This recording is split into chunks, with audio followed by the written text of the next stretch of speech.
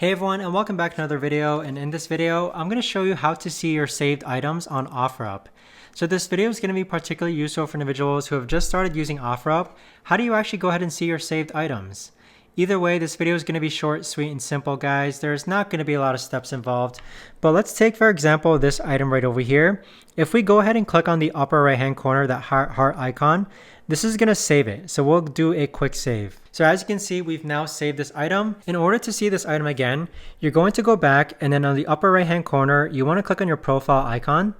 And then from here, you want to go and scroll down to where it says saved items. So once you click on saved items, you're going to click on quick save, which is where I just recently saved the item. And as you can see, you can now that item. So that right there, guys, is the best and easiest way that I know of to actually go ahead and see your saved items on OfferUp. If you guys know of a better or easier way to actually do this, let me know in the comments down below. I would love to know. Thanks so much for watching, everyone, and I'll see you guys all in the next video.